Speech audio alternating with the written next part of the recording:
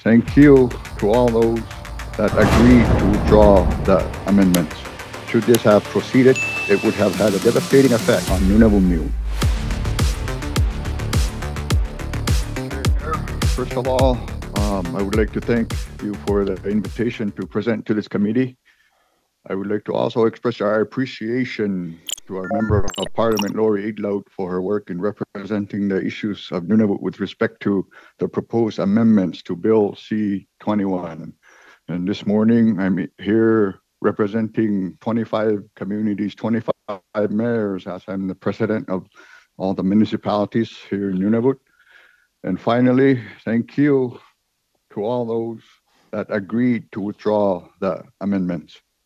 By doing so, you have recognized hunting is an important part of Inuit identity, culture, and survival. Should this have proceeded, it would have had a devastating effect on Nunavut. The Nunavut Association of Municipalities, representing 25 municipalities across Nunavut, have openly opposed recent amendments to Bill C-21.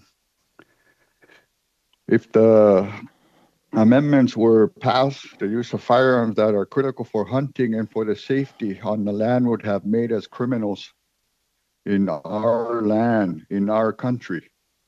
Many of the proposed firearms, there are 1,500 of them approximately listed in the amendments, have become a necessary part of our culture as they provide both protection from aggressive wildlife and allow us to harvest for our families and for our community members where we live in.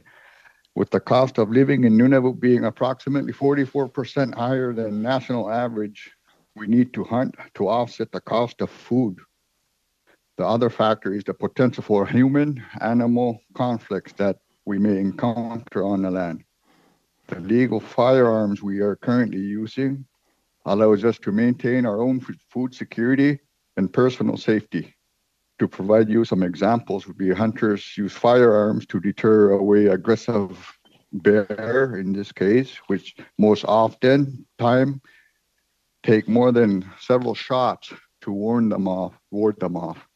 If a bear cannot be scared off and it continues to charge a hunter, the amendments would not allow the peace of mind and the ability of the hunter to return back to their loved ones. If this bill was passed, there would have been more shoot-to-kill situations rather than deterring.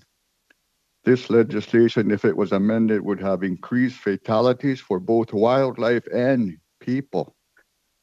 To try reduce gun violence by including the firearms used by law-abiding gun owners for survival, it would have caused hardship to Nunavut. Inuit respect their firearms. It is a tool for survival. Gun owners in Nunavut are licensed with a background check and renewal every 5 years. A national ban on hunting rifles that allows us to maintain our own food security by hunting and personal security while maintaining a cultural lifestyle on the land is continued colonialism and does not respect our way of life. Nunavut was created so our culture and lifestyle would survive. If the intention of these amendments were to improve the safety of humans living in urban areas, it makes total sense on that part. It does not make sense to include the firearms Inuit hunters need to harvest their food from the land and the water. Life is hard enough as it is for Nunavut. Nunavut has the highest rate of Indigenous low-income households, with 22% of the population living below the poverty line in Canada. If these amendments were passed, a hunter providing for his family, the elders, and community by using the right piece of equipment that maintain the safety of the hunter and of the aggressive animals would have unknowingly committed a crime, having a prison sentence of possibly up to 10 years. People who take other people's lives often receive less time than this.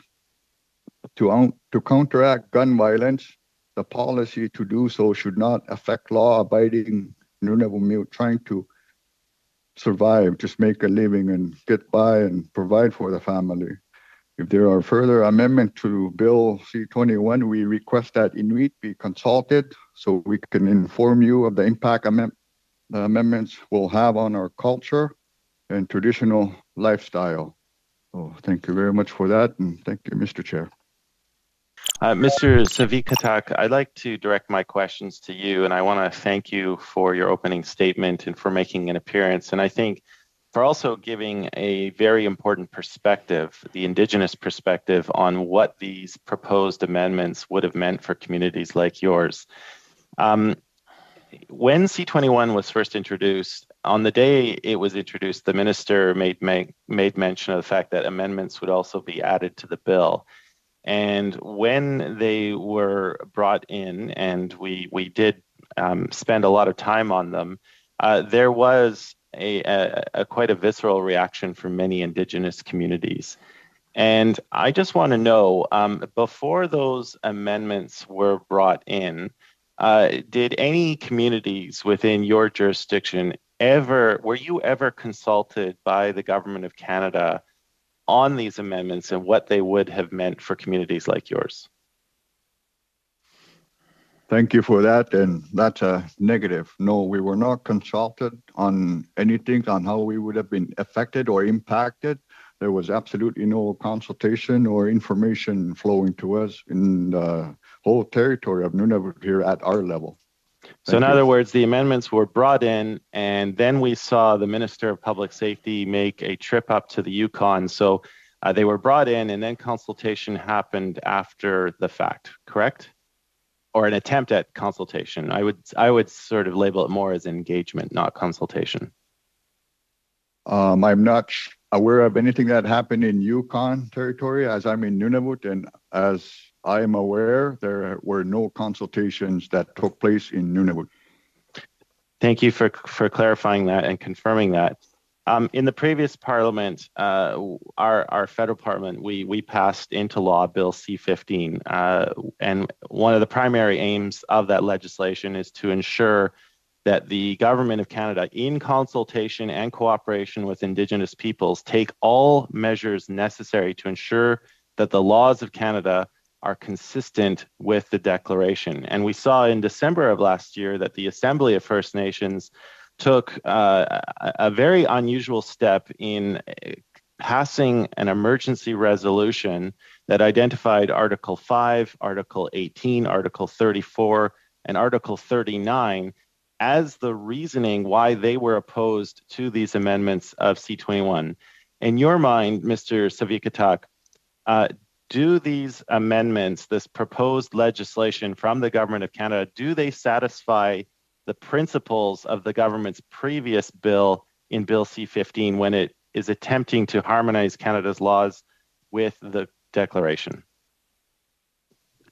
No, they do not. In my opinion, they do not do that. And I only have a couple of minutes left. You've detailed at length what these amendments would have done, not only in terms of the safety of hunters living in your communities, but also for food security. You mentioned that 22% of residents in your territory are living below the poverty line, and many have to supplement their diets from the land. I guess what I want to understand from you, what does consultation mean to you? In order for the government to satisfy the legal requirements of Bill C-15, what does that mean? What, at a bare minimum, does the Government of Canada need to do with Indigenous communities before introducing laws that can have this kind of profound impact on their way of life? Yes, thank you for that. And I'll start off by saying that maybe the 22% part there, please be aware that every Nunavut community is a fly-in only. There's no road connected to here, so nothing can be trucked here. Everything is flown in, which raises the prices dramatically. But for consultation part, I believe that the proper way would be to consult with the people on the ground that will be affected, and not only certain people that could make decisions, but go right to the people that will be affected, and in person and on the ground, have foot there. And so that'd be the best way to consult with the people on how to get the actual word from the heart of the people right on the ground. Thank you. And, you know, I just want to close, Mr. Chair, by saying that I think it's incredibly important. This government has clearly identified a nation-to-nation relationship as being the most important relationship. And I think it's quite obvious in this instance that that very high bar has not been met. Thank you. Sir, I had the privilege and the honor of coming up last summer to 𝐂𝐿𝐴𝐻, spent a couple days. It was a great learning experience. And one of those days we went out with a local gentleman for a seal harvest. It was a long day. It was on a boat on a very cold lake. It was windy. It was just an eye-opening experience.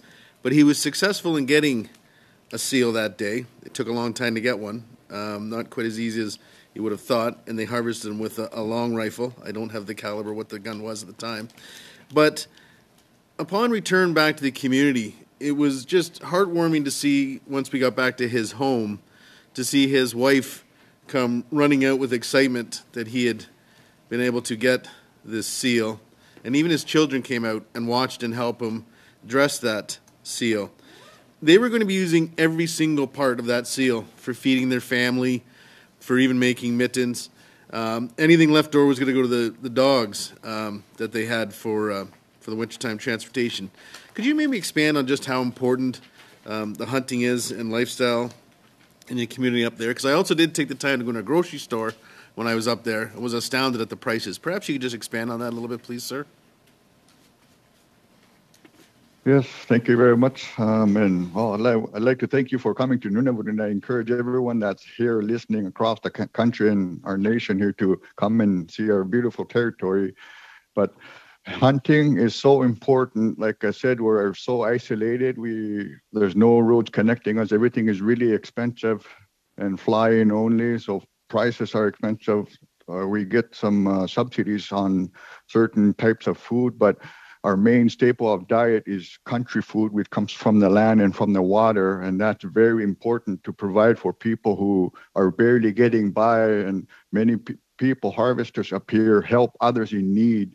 They go out for them, they get the food for them, and they deliver it to them right to the house of the elders or anyone that might be like a single mom or a single dad raising children. So that in that way, that's very important. It really helps. It's very healthy food, that all the country food that we get from using these firearms to provide for everyone and fight food security, which is quite a serious issue up here in Nunavut.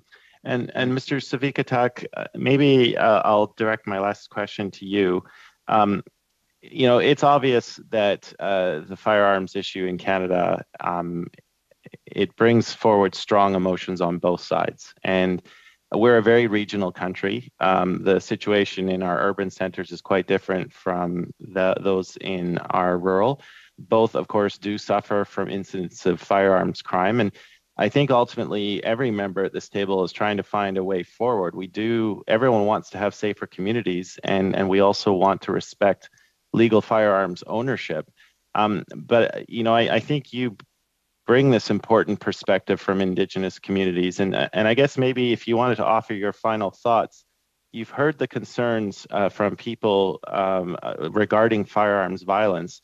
I guess what's your message to other parts of Canada and to the government of Canada? Like, do you have any perspectives on a way forward that balances that need with public safety, but also respecting the rights of Indigenous communities and hunters in your territory? Do you have any thoughts on what the best way forward in tackling this very big issue might be? Thank you, Mr. Gregor. Yes, I know I respect everyone on all their views and their stance and their thoughts. But it's very easy for someone who's living down south in the urban area where they're connected to highways and grocery stores and all that. They could just pick up food that firearm, they don't need them and they have no use for them. But we're in a different world up here where we depend on the firearms. That's how we get food. It's almost equivalent to you going to your grocery store to get what you need to survive.